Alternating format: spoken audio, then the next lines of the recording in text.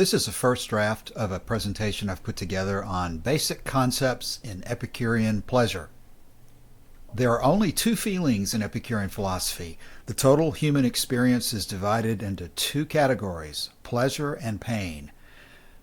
Diogenes Laertius in Book 10 records, "The feelings they say are two, pleasure and pain, which occur to every living creature, and the one is akin to nature, and the other alien. By means of these two, choice and avoidance are determined." The two feelings are provided by nature. Torquatus in Cicero's On Ends, Book 1, says it this way, "Moreover, seeing that if you deprive a man of his senses, there is nothing left to him, it is inevitable that nature herself should be the arbiter of what is in accord with or opposed to nature. Now, what facts does she grasp, or with what facts is her decision to seek or avoid any particular thing concerned, unless the facts of pleasure and pain?" There are only two feelings. There's no middle ground, and that becomes extremely important when we look at the total of human experience. Torquatus continues on in Book 1. "Therefore, Epicurus refused to allow that there is any middle term between pain and pleasure. What was thought by some to be a middle term, the absence of all pain, was not only itself pleasure, but the highest pleasure possible. Surely anyone who is conscious of his own condition must needs be either in a state of pleasure or in a state of pain."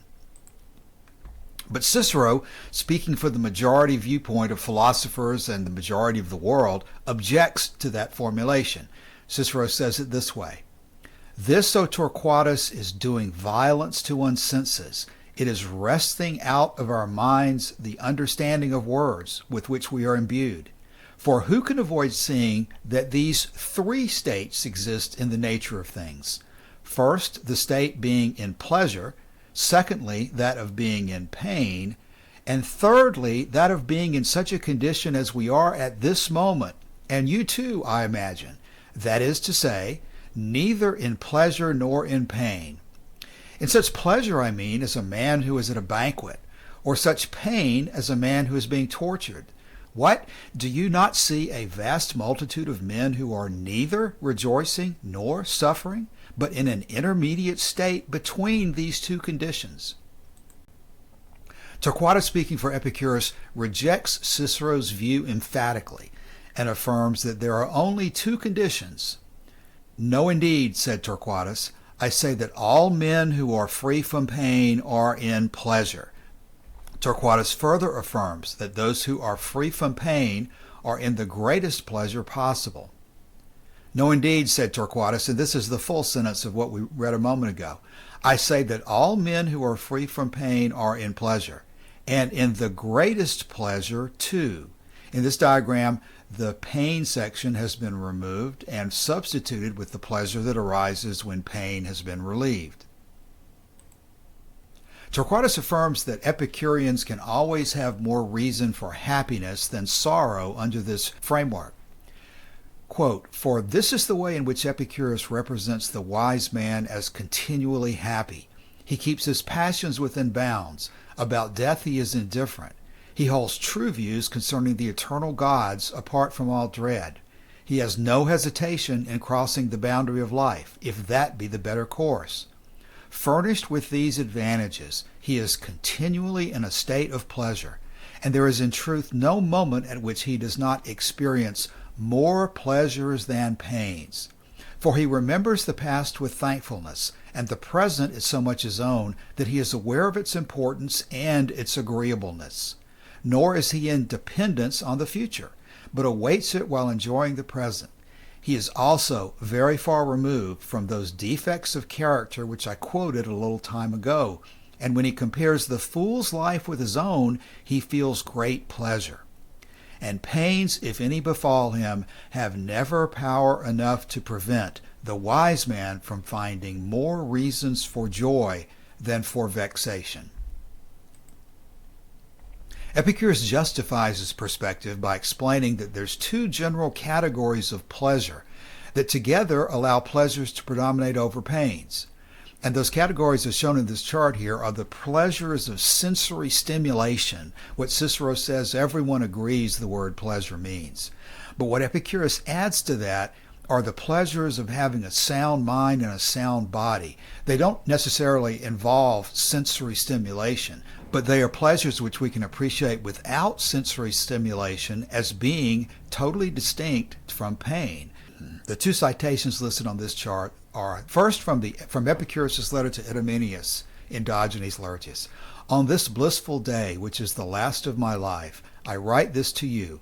My continual sufferings from strangury and dysentery are so great that nothing could increase them, but I set above them all the gladness of mind at the memory of our past conversations.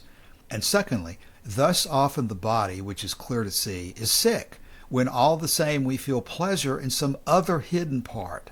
And contrariwise, it happens that the reverse often comes to be in turn, when one wretched in mind feels pleasure in all his body. In no other wise than if, when a sick man's foot is painful, all the while he may be in his head in no pain.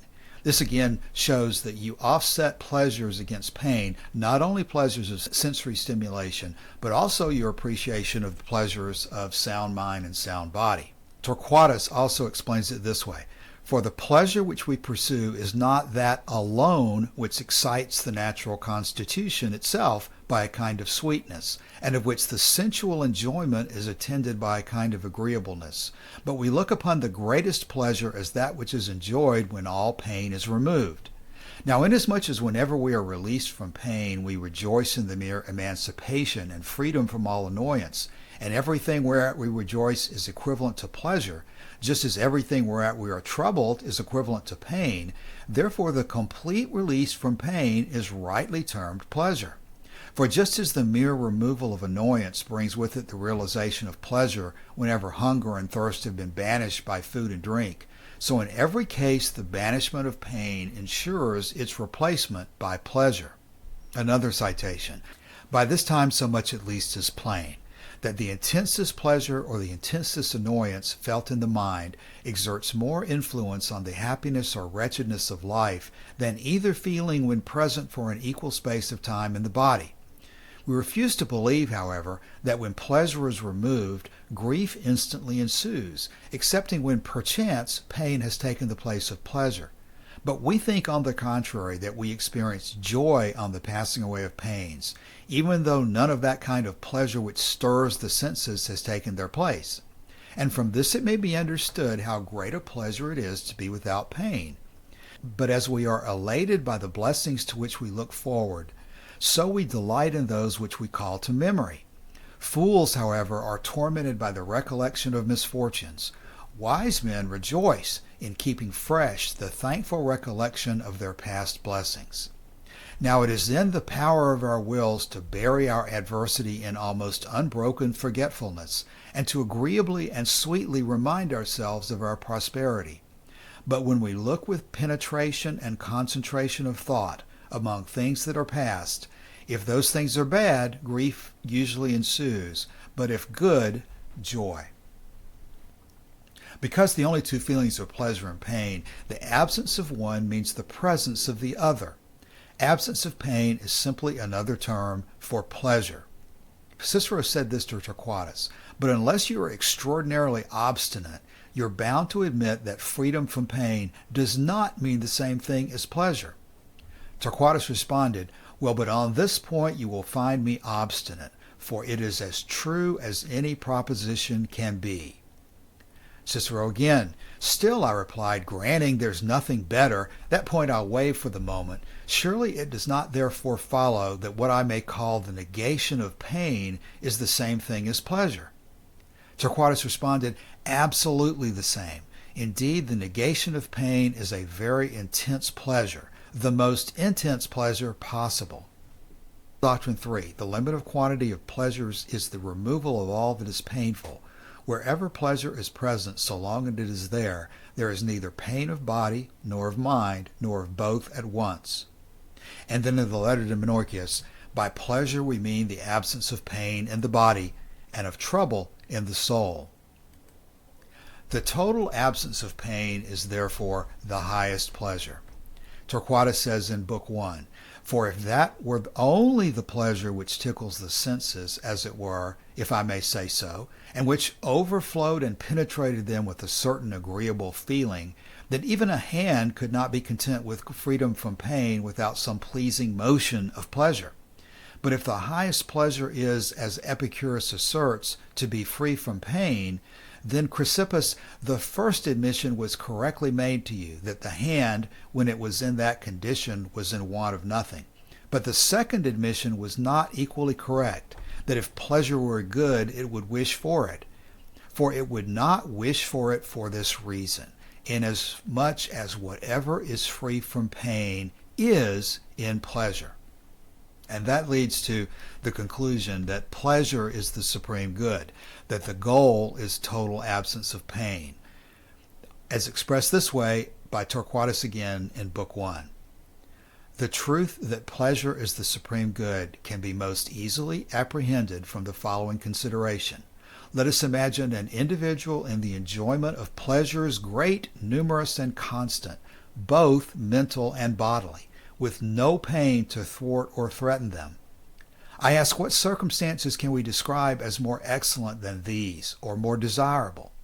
A man whose circumstances are such must needs possess, as well as other things, a robust mind, subject to no fear of death or pain, because death is apart from sensation, and pain, when lasting, is usually slight, when oppressive is of short duration, so that its temporariness reconciles us to its intensity, and its slightness to its continuance.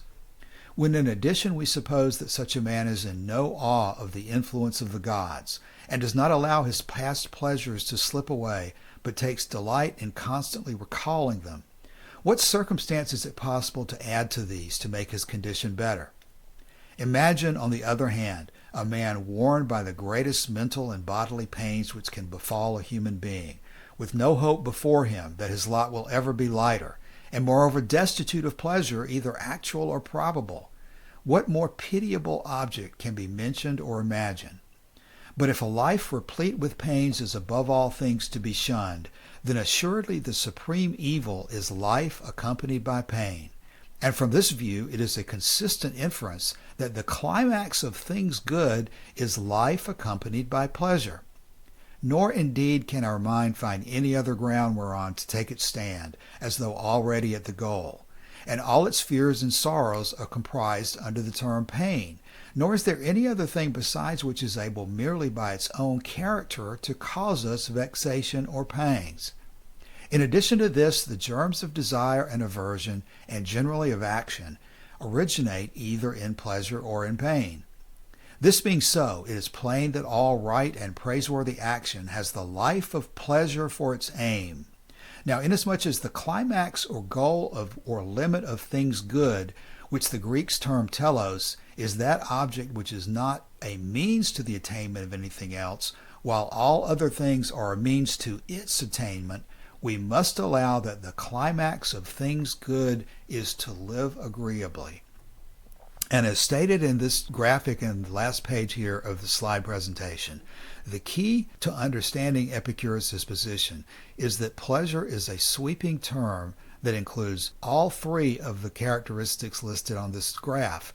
It includes both the pleasures of sensory stimulation, which are those everybody understands to be what we sometimes colloquially refer to as sex, drugs, and rock and roll, but it also includes the pleasures of having a sound mind and a sound body and appreciating these during the course of life, which are pleasures that are not caused by sensory stimulation, but which we can appreciate in our minds if we approach life correctly.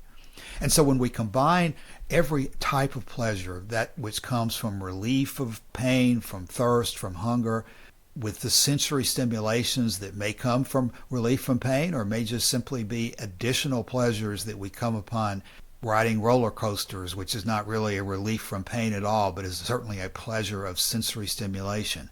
And then thirdly, these pleasures of a sound mind and a sound body, health, good functioning of body and mind.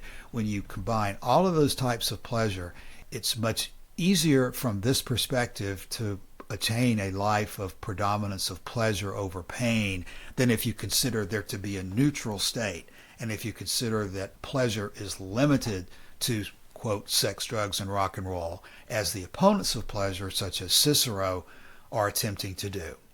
Thank you for your time today.